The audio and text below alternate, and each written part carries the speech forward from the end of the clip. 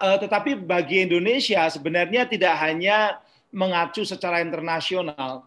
Konstitusi Indonesia itu sudah membicarakan atau sudah memberikan garansi atau jaminan tentang freedom of speech dalam konstitusi kita, dalam konstitusi Undang-Undang Dasar 1945. Jadi disebutkan bahwa di Undang-Undang Dasar 45 itu setiap orang berhak atas kebebasan berserikat, berkumpul dan mengeluarkan pendapat. Kemudian ini di pasal 28F, di 28E, sorry. Kemudian dilengkapi dengan pasal-pasal berikutnya, salah satunya ada di pasal 28J. Di pasal 28J itu dikatakan dalam menjalankan hak dan kebebasannya setiap orang wajib tunduk kepada pembatasan yang ditetapkan dengan undang-undang. Artinya freedom of speech ataupun juga freedom of expression atau sering juga disebut sebagai freedom of opinion, walaupun masing-masing sebenarnya memiliki perbedaan konsep ya, itu di dalam konteks kenegaraan di Indonesia ini tidak bebas sebebas-bebasnya, tapi dibatasi oleh hak asasi orang lain. Disitulah kemudian dibuat pembatasannya adalah dengan undang-undang. Itu. Jadi, tapi apa sih yang disebut sebagai freedom of speech? Freedom of speech atau kemerdekaan mengemukakan pendapat adalah hak yang dimiliki oleh setiap warga negara untuk menyampaikan pikiran, gagasan, tulisan, baik bersifat lisan maupun juga dalam bentuk lain, ya, secara bebas dan bertanggung jawab serta tanpa ada tekanan dari siapapun. Itu sudah dimaktubkan atau diamanatkan dalam Undang-Undang nomor 1 tahun Undang-Undang nomor 9 tahun 1998. Jadi pasca reformasi langsung ada Undang-Undang nomor 1 tahun 1998. Ini undang-undang tentang penyampaian pendapat. Nah, sebenarnya kalau kita bicara mengenai freedom of speech, itu kalau secara sosial, secara teoritik ya, secara teoritik kebebasan itu sudah menjadi semacam keniscayaan sejarah. Kalau kita bicara atau kita mencoba untuk mengikuti logika dari pendekatan strukturalis, misalnya yang terkenal di dalam pendekatan strukturalis itu adalah Francis Fukuyama yang dengan bukunya The End of History. Francis Fukuyama itu menyebutkan bahwa sejarah manusia itu sudah selesai dan yang memenangkan peradaban sejarah itu adalah kapitalisme, liberalisme dan demokrasi, gitu ya. Jadi sebenarnya peradaban manusia atau sejarah itu sudah selesai karena ketika orang sudah menghormati hak asasi manusia, ketika berbagai daerah atau berbagai negara sudah memberikan semacam tempat tentang pentingnya demokrasi, tentang hak asasi manusia itu menjadi penting, transparansi itu penting, ini sudah merupakan adalah akhir dari sebuah sejarah. Waktu itu dia menulis tahun 92 pada saat tembok Berlin runtuh, ya, Uni Soviet bubar, kemudian komunisme kalah atau dikalahkan oleh kapitalisme Barat, dan kemudian demokrasi menjadi wind of change di mana-mana, maka buku ini dia tulis.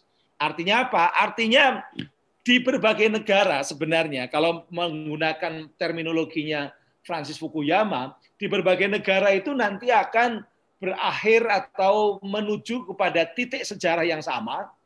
Kalau Marx mengatakan titik sejarah yang sama itu adalah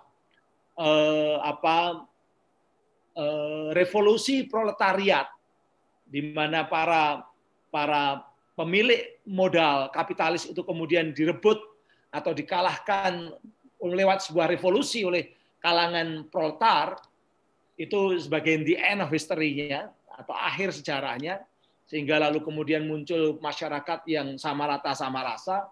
Tapi kalau Francis Fukuyama, walaupun dia juga strukturalis, bahkan juga belajar atau mengikuti pemikiran-pemikiran Marx, dia mengatakan bahwa titik sejarah itu adalah penghormatan kepada kebebasan, penghormatan kepada asasi manusia, penghormatan kepada transparansi dan sebagainya itu yang itu menjadi titik akhir sejarah.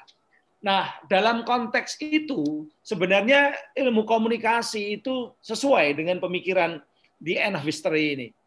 Pemikiran bahwa freedom of speech itu juga nantinya akan menjadi keniscayaan sejarah di berbagai negara. Kenapa? Salah satunya adalah terminologi yang terkait dengan technological determinism. Jadi sekarang perkembangan teknologi digital, perkembangan teknologi yang sekarang semua orang bisa menjadi wartawan, semua orang bisa menjadi partisipan komunikasi, semua orang bisa menjadi pelaku-pelaku komunikator, anyone can be journalist, anyone can be political communicator, something like that. Ini menyebabkan bahwa terjadi yang namanya tuntutan atau transparansi. Transparansi menjadi sesuatu keniscayaan karena teknologi.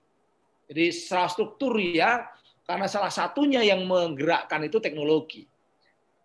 Kenapa? Karena teknologi menciptakan culture, budaya. Misalnya teknologi digital, jelas teknologi digital itu memunculkan juga private communication, komunikasi yang sifatnya private, WA, Telegram, inbox dan lain private, itu menyebabkan orang terbiasa dengan kebebasan karena private. Ada semacam demand, ada permintaan-permintaan, desakan-desakan yang keterbukaan dan kebebasan itu menjadi kebutuhan. Makanya di banyak negara yang mencoba, walaupun mungkin ini dicoba untuk eliminir atau kemudian dinyatakan salah oleh beberapa negara yang tetap menggunakan cara-cara otoriter. Katakanlah ada negara-negara seperti yang kita contohkan misalnya adalah China, RRC. Di Cina itu memang otoritarianisme masih kuat walaupun ekonominya dibebaskan. Kapitalisme berkembang. Di beberapa negara seperti tempatnya Mas Zulfikar Amir juga kayak Singapura pun juga sebenarnya demokrasinya berbeda dengan demokrasi-demokrasi yang ada di Indonesia atau di Thailand ya. Thailand juga mengalami perkembangan tertentu, tapi ada perbedaan-perbedaan ya. Singapura termasuk ketat sekali dalam hal kebebasan itu diatur secara sedemikian rupa sehingga tidak mudah menyebabkan orang untuk melakukan ekspresi-ekspresi seperti di Indonesia. Nah, tetapi ini menjadi tantangan yang sulit ketika berkembang teknologi. Teknologi itu memang, teknologi digital terutama, itu memang memiliki karakter dia menyebabkan orang menjadi lebih bebas. Siapapun bisa mengkritik siapapun, mengkritik pemerintah, mengkritik negara, bahkan mengkritik dosennya, mengkritik kekuasaan-kekuasaan yang ada di depannya. Karena mudahnya orang melakukan komunikasi. Oleh karenanya kalau ingin melakukan pembungkaman atau menghambat freedom of speech, itu dalam konteks digital, dalam konteks teknologi sekarang itu high cost, sangat mahal. Jadi high cost to restrict. Kalau untuk merestriksi, menghambat, itu mahal sekali. Apa yang terjadi di Cina, itu untuk memantau internet, dia membutuhkan ratusan ribu karyawan yang harus mengontrol konten secara not only day to day, but also time and time. Ya. Jadi hour and hour, jadi per jam, per menit, dan sebagainya. Itu mahal sekali. Mahal sekali, itu costly sekali. Itu yang menyebabkan tidak banyak negara-negara yang mampu untuk mencoba untuk mencegah yang namanya freedom of speech. Karena teknologi memungkinkan seperti itu.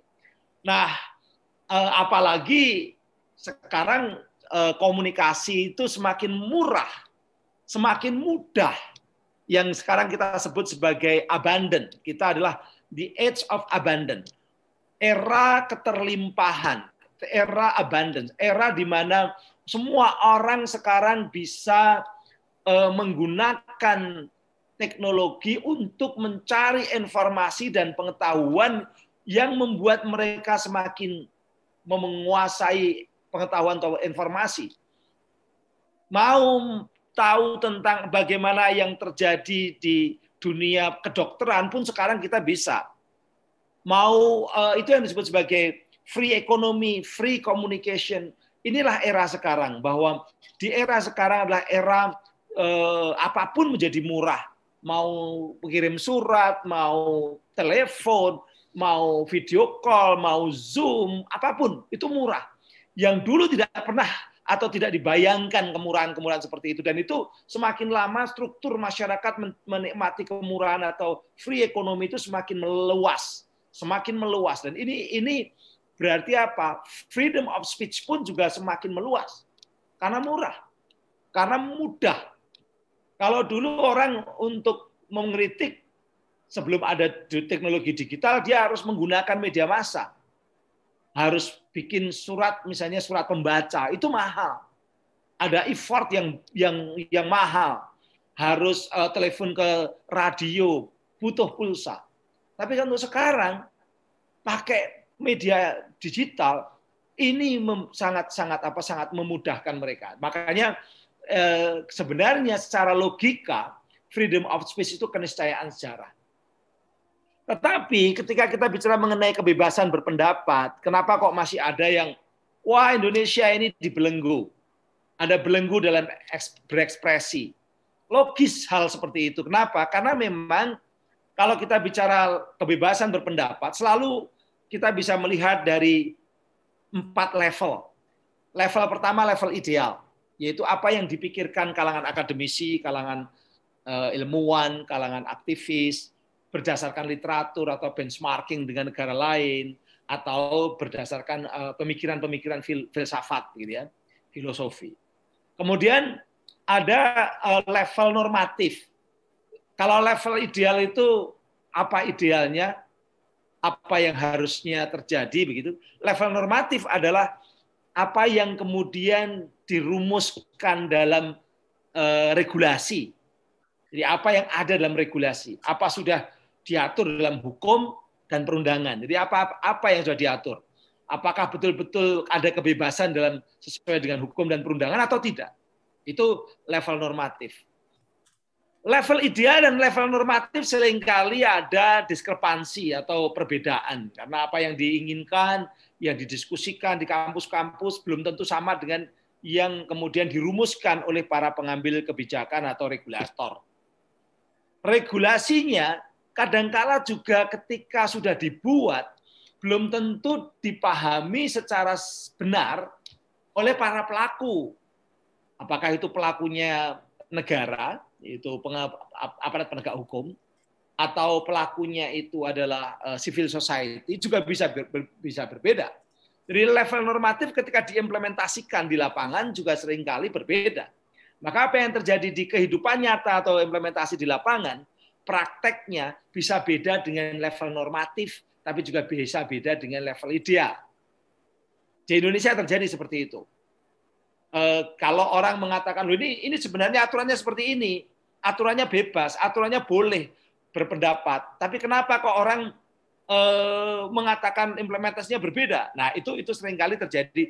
Faktornya banyak, bisa karena SDM sumber daya manusia, kemampuan para penegak hukum, kemampuan argumentasi dari para pelaku di lapangan, di court, di pengadilan, dan macam-macam.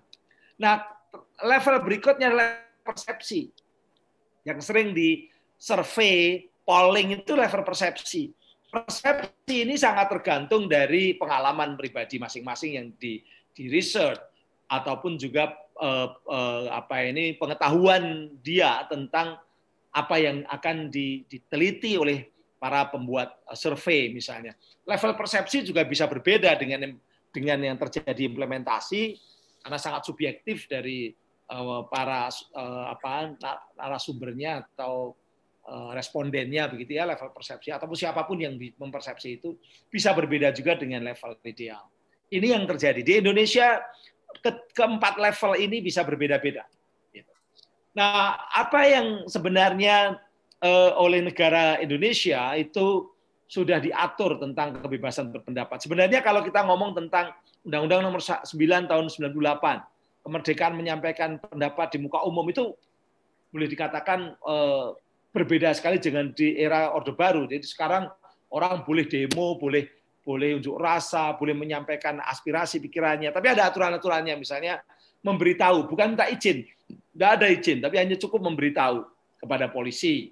Kemudian tidak boleh di daerah-daerah tertentu, misalnya di tempat ibadah itu tidak boleh, di istana itu tidak boleh, dan sebagainya. Tempat pendidikan tidak boleh, dan jamnya tidak boleh lebih dari jam 6 sore misalnya. Itu aturan-aturan yang ada pada Undang-Undang Nomor 9 Tahun 98. Kemudian Undang-Undang Pers. Undang-Undang Pers yang dibuat tahun 99 ini juga termasuk sekarang bisa kita lihat bagaimana pers kita di Indonesia yang tidak ada sensor, tidak ada pemberedelan, dan juga bahkan sekarang pers kita sudah boleh dikatakan tidak boleh dikriminalisasi. Jadi kalau ada kesalahan-kesalahan pemberitaan itu diselesaikan dengan pemberitaan. Kesalahan komunikasi diselesaikan dengan komunikasi. Itu yang diperjuangkan oleh lewat Undang-Undang 40 tahun 99 diperjuangkan oleh Dewan Pers. Jadi sekarang kalau pers yang terkena persoalan sebenarnya adalah idealnya atau normanya yang sekarang digunakan adalah tidak terkena pasal-pasal kriminal. Itu seperti itu. Kemudian Undang-Undang Penyiaran juga tidak ada. Undang-Undang Penyiaran itu sama sekali tidak ada pasal tentang pidana. Undang-Undang ITE masih ada pasal pidana. Tapi akan saya jelaskan nanti bagaimana Undang-Undang ITE. Undang-undang yang sekarang sedang dikerjakan, saya termasuk kemarin juga baru membahas di DPR, yaitu rancangan Undang-Undang Perlindungan Data Pribadi, itu hanya ada 3 pasal pidananya. 3 pasal pidana itu pun tidak ada pidana kurungan atau penjara, pidana badan, tapi pidananya adalah pidana denda. Karena pelaku-pelakunya biasanya korporasi, jadi denda. Pidananya pidana denda, bukan pidana badan. Undang-Undang ITE masih ada pidana badan. Nah, ini mungkin orang lalu bertanya, kalau gitu Undang-Undang ITE itu bisa menghambat kebebasan berpendapat. Ntar dulu, apa sebenarnya kebebasan berpendapat? Apa pendapat itu? Pendapat itu gagasan atau pikiran yang berasal dari seseorang. Konsep pendapat selalu terkait dengan sikap. Jadi pendapat itu sebenarnya adalah verbal expression of attitude. Jadi sikap yang diekspresikan secara verbal. Kalau kita atau saya punya sikap mendukung atau saya punya sikap menolak, lalu kemudian menolak saya itu saya ekspresikan dengan kata-kata, itulah pendapat. Kalau saya tidak suka atau saya tidak setuju, lalu saya sampaikan ketidaksetujuan saya, itulah pendapat. Jadi pendapat itu selalu terkait dengan sikap yang diekspresikan secara kata-kata, dengan words, dengan verbal expression, gitu ya. Jadi sikap dan pendapat itu sesuatu yang seperti mata uang. Cuma kalau sikap itu inherent di dalam diri manusia, dia baru menjadi pendapat ketika dia diekspresikan dalam bentuk kata-kata, kalimat, dalam bentuk words. Itu. Bisa juga sikap itu diwujudkan dalam bentuk action, tindakan, bisa. Dan tindakan juga kadang-kadang bisa memberi makna atau ada maknanya, gitu ya. Tapi ini intinya bahwa sikap dan pendapat itu adalah sesuatu yang tidak bisa dipisahkan atau sama. Hanya sikap itu masih di dalam internal, pendapat itu ketika sudah disampaikan. Nah, berarti apa? Berarti di sini sikap atau pendapat itu bisa juga berupa argumentasi. Jadi kalau menilai buruk terhadap pemerintah, misalnya dalam sikapnya itu menilai buruk, itu boleh, tidak ada masalah. Tidak setuju dengan kebijakan pemerintah, nggak setuju dengan omnibus law misalnya, itu boleh, tidak ada masalah. Dengan argumentasi maupun tidak itu boleh. Itu adalah sikap, gitu ya, sikap yang diekspresikan. Memang sebenarnya kalau dalam konteks pendapat, saya boleh mengatakan bahwa untuk sementara ini, kalau kita lihat di dalam konteks, tidak ada aturan yang melarang orang berpendapat. Tetapi memang seringkali muncul restriksi terhadap kebebasan berpendapat atau freedom of speech. Restriksi itu apa? Kalau di beberapa negara lain mungkin ideologi negara. Kalau kita tidak. Kita ideologi negara kita Pancasila tidak ada restriksi itu, yang ada cuma mungkin salah satunya ya karena ideologi negara itu dalam Pancasila kita tidak boleh melakukan blasphemy, yaitu pendapat yang isinya menjelek-jelekan agama lain. Itu blasphemy. Kalau di Amerika, di Prancis yang menjunjung tinggi liberté, fraternité dan égalité, itu membolehkan orang berpendapat bahwa agama ini salah, agama ini lucu, agama ini ngawur, itu boleh.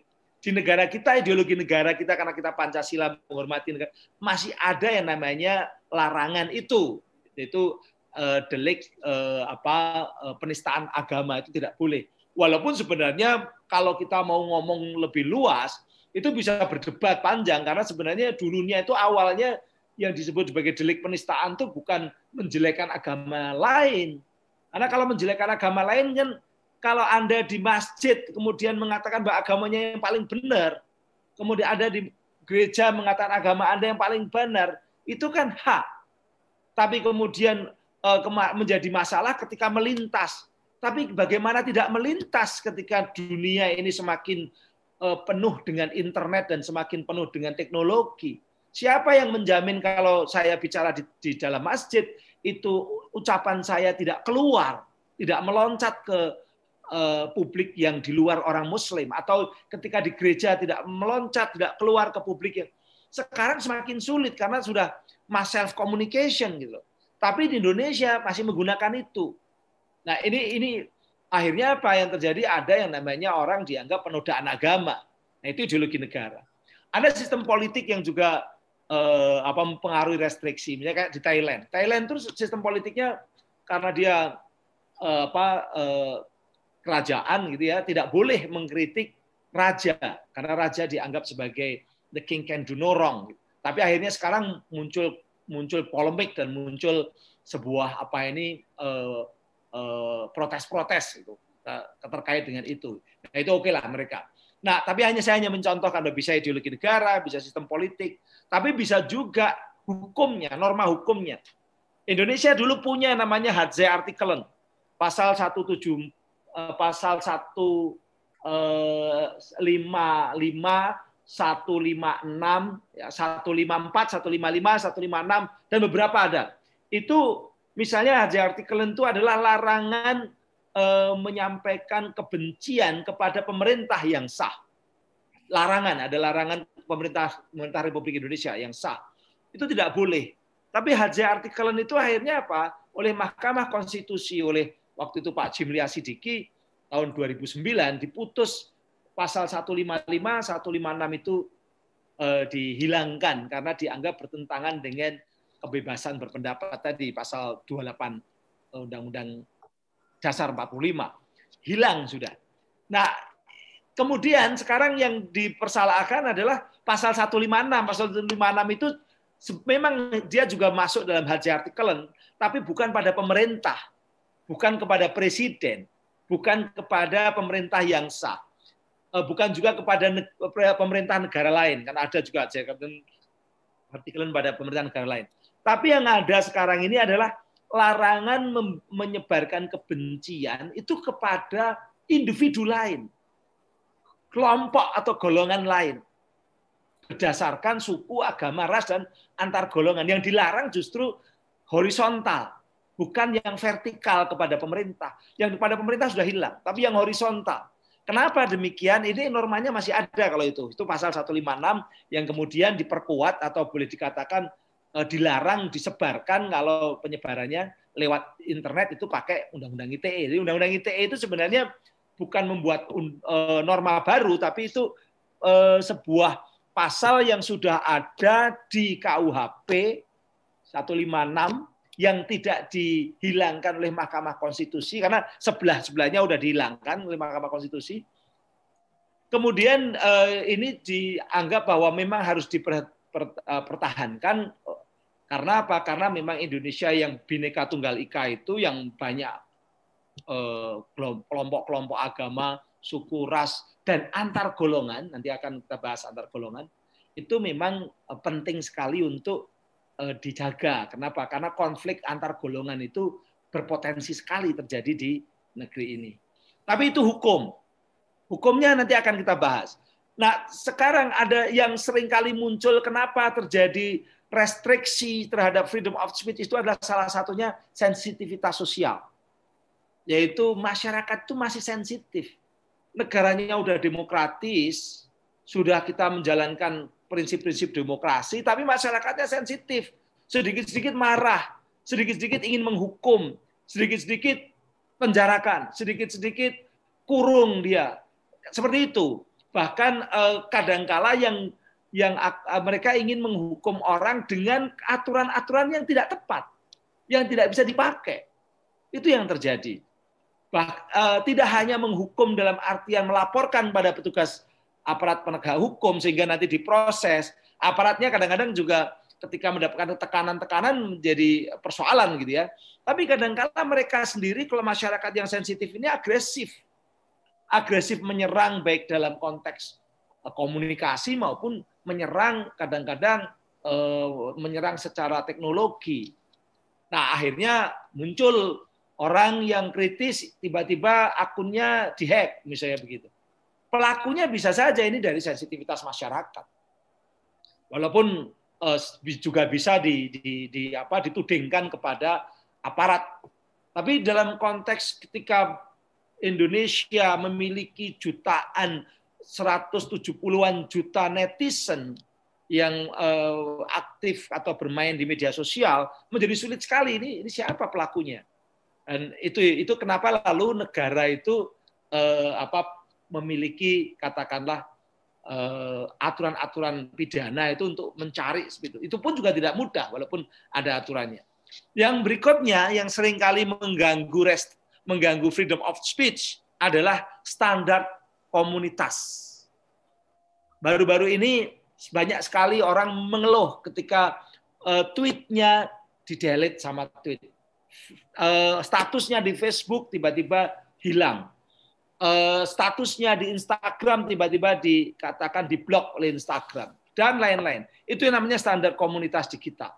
Itu juga bukan karena negara. Artinya apa? Restriksi ini bisa muncul dari banyak faktor. Termasuk kepentingan kapitalis sendiri. Karena kapitalis itu juga ingin dia aman juga. Dia mensurveillance semua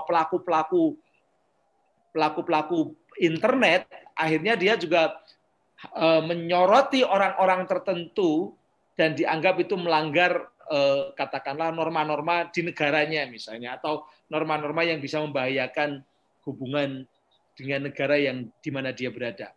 Itu sering sekali terjadi ya. Itu kepentingan kapitalis ataupun juga kepentingan hubungan internasional. Karena ingin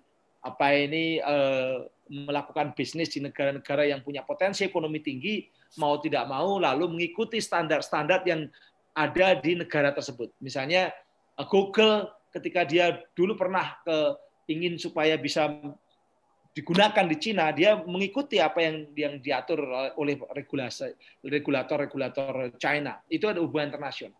Nah, ini contoh ini.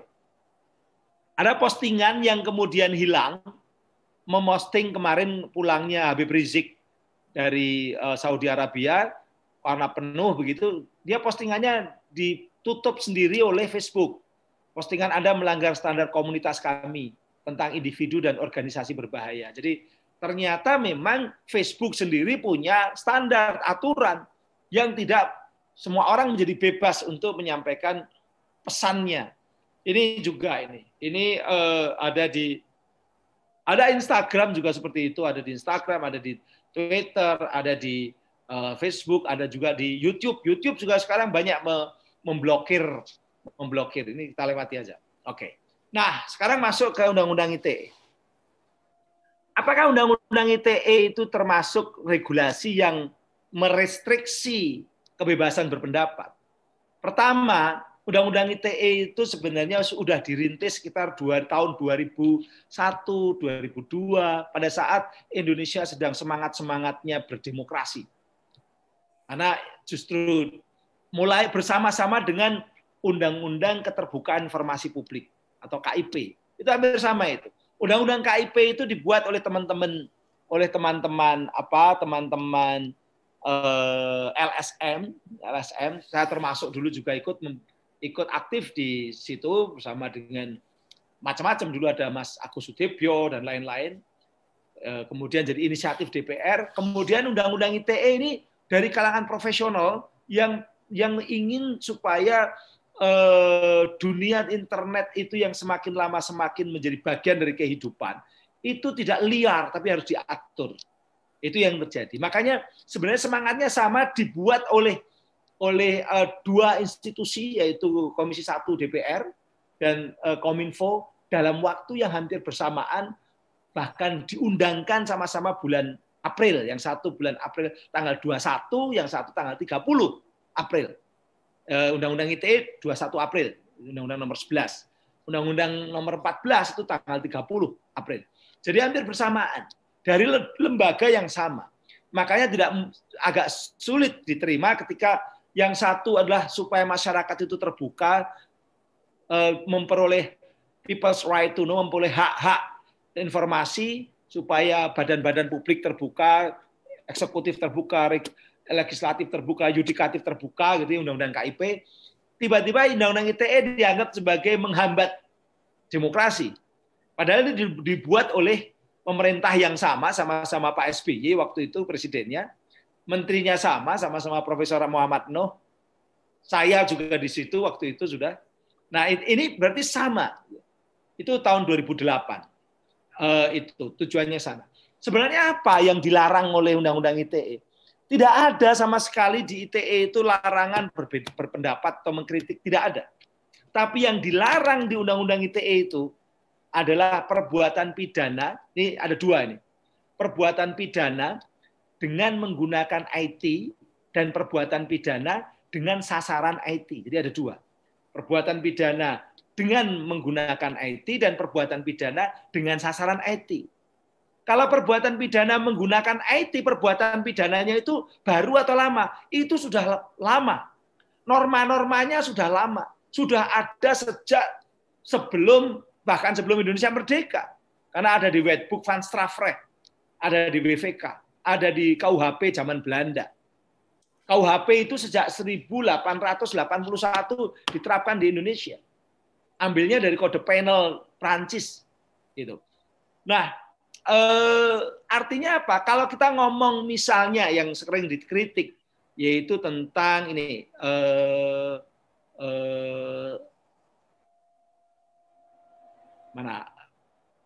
cyber aspersion nama baik. Cyber aspersion atau pencemaran nama baik itu ada di KUHP di pasal 310, 311. Itu sudah ada sejak dulu sebelum kita merdeka. Sebelum kita merdeka. Artinya ini undang-undang lama. Sama dengan pasal 56 tadi, 156 yang terkait dengan larangan menyebarkan kebencian atau menyebarkan kebencian kepada golongan-golongan tertentu yang ada di rakyat Indonesia. Itu juga sudah lama. Ini yang disebut sebagai bahwa Undang-Undang ITE itu sebenarnya tidak membuat norma baru untuk pidana dengan menggunakan IT. Contohnya, pencemaran nama baik udah lama ada. Normanya ada di KUHP. Contoh lagi apa? Pornografi sudah ada di KUHP. Kemudian ada lagi undang-undang baru, undang-undang pornografi. Oh, ada lagi misalnya pemerasan ada di pornografi, ada di KUHP. Pengancaman ada di KUHP. Perjudian, gambling ada di KUHP. Itu semua adalah norma-norma lama yang tidak dibuat baru oleh Undang-Undang ITE. Undang-Undang ITE cuma membuat barunya itu, ini kalau ada konten pencemaran nama baik, konten perjudian tidak boleh didistribusikan. Jadi norma yang dibuat oleh Undang-Undang ITE itu setiap orang mendistribusinya itu normanya malah. Norma mendistribusikan, norma mentransmisikan, norma membuat dapat diaksesnya, informasi yang muatannya melanggar pornografi atau melanggar apa istilahnya melanggar kesusilaan. Pornografi itu pengertian sempitnya, melanggar kesusilaan itu agak luas, tapi pengertiannya adalah pornografi. Sama dengan tadi pencemaran nama baik. Jadi muatannya pencemaran nama baik. Apa itu pencemaran nama baik? Itu nggak di Undang-Undang ITE, tapi adanya di Undang-Undang KUHP. Nah, beda dengan yang perbuatan pidana yang sasarannya IT. Misalnya kayak hacking, defacing, phishing, malware, spyware. Misalnya. Itu betul-betul memang baru, karena memang dulu nggak ada.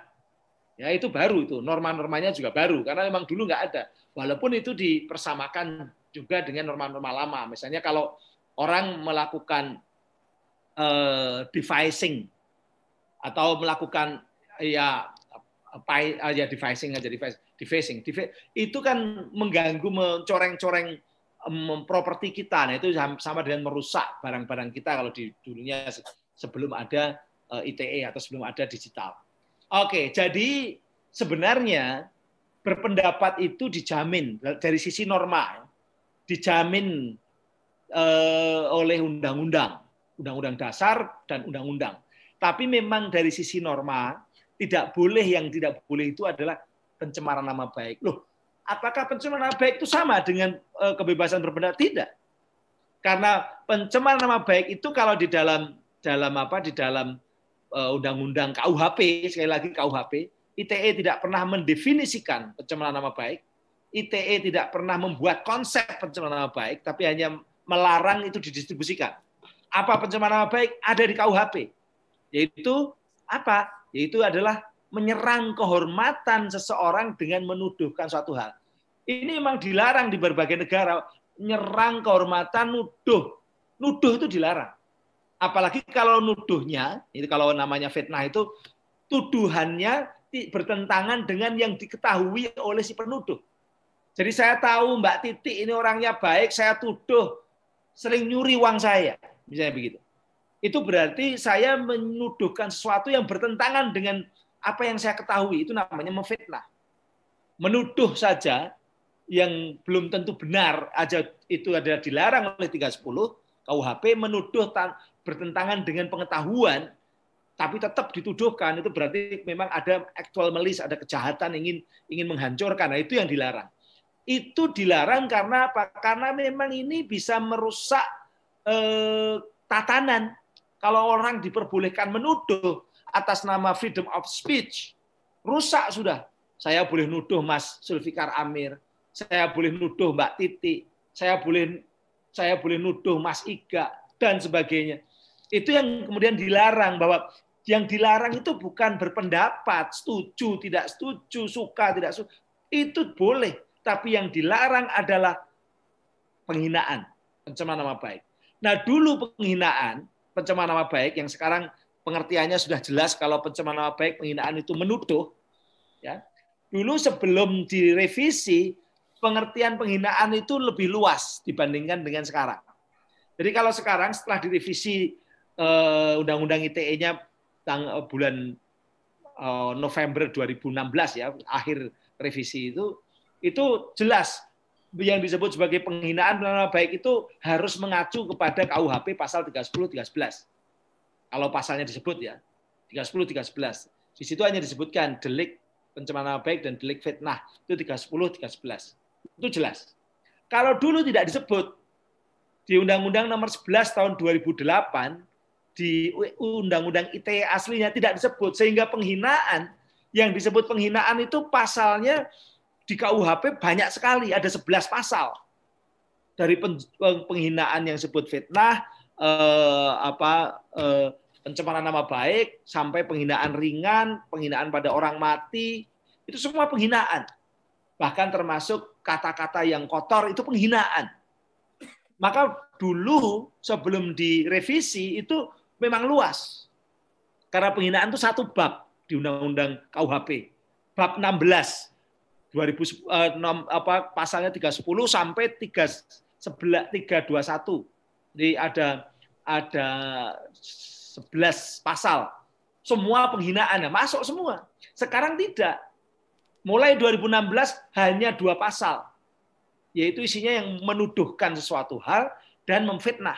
Itu aja yang dilarang. Di luar itu masih mau dipercepat waktunya. Masih diperbolehkan. Nah, sayangnya banyak yang nggak paham. Termasuk lihat nih, Tirto aja nggak paham. Ini juga coba. Ini Metro TV menganggap bahwa body shaming itu penghinaan. Tidak. Jadi Metro TV pun tidak paham. Hukum online pun tidak paham. Nah, ketika orang-orang hebat mempengaruhi banyak orang tidak paham dan salah mengerti, maka logis masyarakat juga salah mengerti. Lalu penegak-penegak hukumnya juga banyak yang tidak mengerti juga. Akhirnya yang terjadi adalah level normatif berbeda dengan level implementasi. Itu yang terjadi di Indonesia. Hukumnya tidak ada larangan body shaming, tapi seakan-akan kalau mengatakan lu gendut, lu jelek, lu kurus, itu sudah dianggap penghinaan dan bisa kena undang-undang ITE. Tidak. Saya katakan tidak bisa kena. Karena itu bukan menuduh. Yang bisa kena kalau dia menuduhkan suatu hal. Menuduh itu selalu terkait dengan aktivitas. Bukan menilai. Bukan mencoba untuk, oh ini hasil dari penilaian. Tidak. Nah, makanya pasal 27 ayat 3 yang isinya tentang larangan penghinaan dan pencemaran nama baik itu sudah 3 kali dimasukkan ke Mahkamah Konstitusi, digugat di Mahkamah Konstitusi. Pertama oleh Iwan Piliang, tapi gagal. Dan dikatakan oleh Mahkamah Konstitusi pada saat itu Pak Mahfud MD kalau nggak salah tahun 2000. Oh enggak, ini Pak Jimli Asidiki masih. Pak Jimli Asidiki mengatakan itu tidak bertentangan dengan Undang-Undang Dasar 45 sehingga tetap berlaku pasal 273. Kemudian yang kedua digugat oleh LBH Pers, oleh PBHI, oleh AJI dengan penggugatnya yang tertera namanya Edi Cahyono. Itu tahun 2009. Itu juga masih dimenangkan karena memang tidak bertentangan dengan konstitusi. Nah, itu. Terus kemudian ketiga digugat lagi, cuman belum sampai disidangkan selesai, dicabut gugatannya. Jadi udah 3 kali digugat, menang terus. Nah, ini putusan Mahkamah Konstitusinya. Artinya apa? Secara regulasi, undang-undang yang ada di Indonesia tidak ada larangan terhadap kebebasan berpendapat. Tidak ada. Kalau ada, itu berarti salah di dalam implementasi, salah dalam pemahaman di implementasi. Kemudian ketika revisi Undang-Undang ITE tahun 2016, revisinya itu isinya juga justru menurunkan sanksi dari 6 tahun, asal sama, undang-undang yang sama, pasal 273, jadi 4 tahun. Jadi kalau dulu Bu Prita Mulyasari bisa langsung ditahan, sekarang nggak bisa. Kalau pakai pasal ini nggak bisa nahan. Kecuali kalau sudah ada keputusan pengadilan. Artinya ini juga perkembangan. Kemudian pasal 29-nya dari 12 tahun diturunkan jadi 4 tahun. Jadi pemerintahan tahun 2016 itu menurunkan sanksi-sanksinya. Dan selain itu adalah memberikan pemahaman yang lebih detail, jelas tentang apa yang disebut pencemaran nama baik. Cuma sayangnya memang tadi banyak yang sampai sekarang itu belum bisa membedakan antara ini namanya pendapat, ini namanya adalah mencemarkan nama baik karena menuduh. Pendapat dan menuduh itu sesuatu yang sangat berbeda sebenarnya. Dari sisi komunikasi. Mohon maaf, waktunya harus saya potong karena giliran Pak Zulfikar Amir untuk mempresentasikan. Ya. Ini terakhir. Ya, nah, kemudian pasal berikutnya yang sekarang juga ribut itu pasal 28 ayat 2. Pasal 28 ayat 2 itu adalah larangan menyebarkan informasi yang tujuannya itu untuk menimbulkan kebencian pada individu atau kelompok orang dengan dasar sara. Betapa bahayanya Indonesia yang begitu banyak perbedaan suku, agama, ras, dan antar golongan kalau pasal ini diperbolehkan. Justru pasal ini, dan pasal ini juga sudah di judicial review oleh Prof. Saudara Habibur Rahman ya, di Mahkamah Konstitusi dan pasal ini dimenangkan di Mahkamah Konstitusi. Artinya secara hukum pasal ini sudah juga melewati sebuah proses. Karena dianggap pasal ini membungkam karena sekarang termasuk itu. Padahal yang dilarang oleh pasal ini yang perlu penting ini. Pertama yang dilarang itu kalau ada pelaku yang punya niat jahat dan sadar ingin supaya dia menyebarkan kebencian atau permusuhan. Pelakunya sudah melanggar hukum, pelakunya melakukan penyebaran informasi elektronik, tujuannya adalah dia ingin menimbulkan rasa kebencian atau permusuhan dengan cara ada hasutan di situ, ada hasutan itu bisa kelihatan dari tonnya ya, ada hasutan atau syiar kebencian. Jadi memang yang dilarang itu menghasut atau mensiarkan kebencian karena berbeda suku, berbeda agama, berbeda ras, dan berbeda golongan. Nah, golongan ini sempat dikritik. Kan golongan itu nggak jelas. Coba, apakah kalau golongan itu dibolehkan, misalnya saya sebagai golongan Nahdien, NU, lalu ada teman yang golongannya Muhammadiyah, lalu saling menyebarkan syiar kebencian, yang NU menyiarkan kebencian kepada Muhammadiyah, yang Muhammadiyah mensiarkan kebencian pada NU, atau sebaliknya, atau kelompok-kelompok lain. Banyak sekali golongan-golongan itu di Indonesia itu. Apakah golongan ekonomi, golongan orientasi seksual, golongan terkait dengan penguasaan teknologi, golongan macam-macam. Nah, itu yang kemudian oleh negara bahwa golongan-golongan ini tidak boleh dibenturkan, disiarkan, saling musuhi. Makanya sebenarnya larangan menghasut itu juga larangan agama. Makanya Undang-Undang ITE itu sempat disebutkan oleh seorang tokoh Muhammadiyah mengatakan bahwa ITE itu sebenarnya ajaran yang bagus seperti ajaran agama, karena nggak boleh orang menghasut, nggak boleh orang menyebarkan kebencian, nggak boleh orang memfitnah atau itu. Nah, itu sebenarnya yang terjadi. Cuma memang nampaknya seringkali ada pemahaman-pemahaman yang berbeda sehingga lalu terjadilah sampai sekarang ada persepsi yang menganggap bahwa Indonesia ini dibungkam. Padahal sebenarnya aturan-aturannya semakin longgar. Bahkan mungkin realitas-realitasnya juga ada bukti-bukti yang berbeda dengan persepsi itu. Demikian.